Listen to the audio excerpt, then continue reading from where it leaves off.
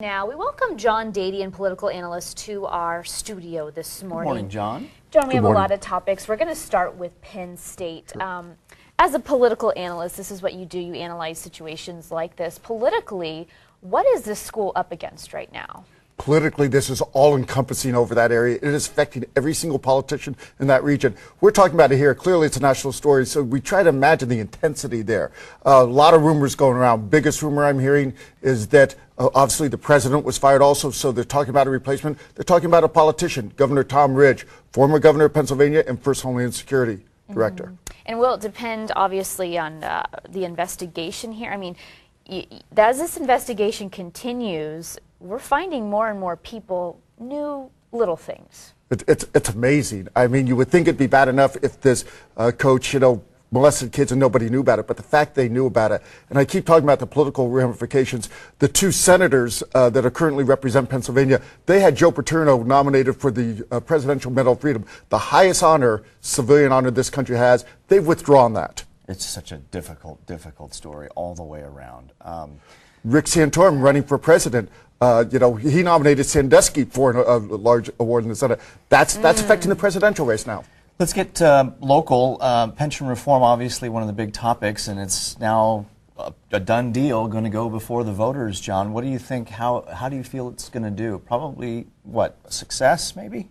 And you wonder why they compare politics to war. This is going to be war. This has got to be one of the biggest votes ever in San Diego County, right, as far as all the implications that are involved. Well, it's just within the city of San Diego, right, so it's not a countywide vote. However, obviously, it's going to be a combination of overlapping and affecting the mayor's race a lot, because that will be the main topic on the mayor's race, and they will both be on the ballot at the same time. But it has qualified. That was the big news this past week. Can you kind of, in layman's terms, explain to our viewers what this is going to mean for them if they are a resident in the city of San Diego? What exactly they get to vote on? Yes, it's pension reform, but can you kind of sum up in layman's terms, like I said, about what this means? Sure. In a nutshell, what it does, it changes the formula about the limits of pension, who qualifies, and basically it's all for new employees.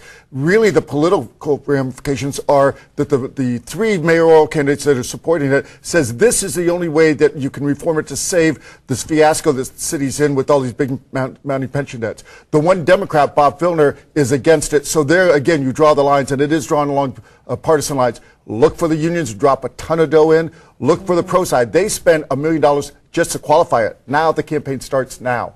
And this is just for new hires. I think that's important to point out, too, because a lot of people have said that the pension situation actually lies with current employees, right? That's a big one. And another big point, to go back on history, is Carl DeMaio really is seen as the author of this, and he does deserve credit. But Mayor Jerry Sanders had a different proposal, and they made a compromise. So the biggest point on this, it is for new hires, but it excludes police. They needed to come to that compromise to agree to get it on the ballot. And that was firefighters are included, and laborers not happy with that. Okay. There's I guess more than a rumor that Doug Manchester, hotel magnate, is considering buying the Union Tribune. That is an interesting development. It is. On one hand, I think that's great in the sense that it's somebody who has local roots, part of the community. So I say that's always good in the media. On the other hand, you want to question his motives. He's a big business leader here, but he's been very controversial on numerous issues. Let's talk national now. The GOP race obviously heating up, and we cover these debates. Almost seems like, a couple times a week now. Obviously, that's where they are right now. They're happening so often. It's good television. It is good television, and the big topic last week was Herman Cain. This week it's the Perry Goff. What do you make of what happened this week? Pretty much typical in presidential primaries for contested primary in the sense of a roller coaster. I mean, I really do think that's the best analogy. We didn't know who Herman Cain was 6 months ago. Everybody thought Mitt Romney had it in the bag 6 months ago. So I think it's going to keep going roller coaster. Specifically on the Perry Gaff, I think it's going to go in political consulting textbooks, and you're just going to have it under the heading of one word. Oops. Really? You think it'll hit the textbooks? Again, I can name you, a dozen famous gaffes in presidential politics history, and this will be right up there among them. Probably the most famous is when they said to Dan Quayle, JFK. And none of them who had gaffes like this in the past were covered, right? I mean, they all pretty much were not able, or were some of them able to achieve after?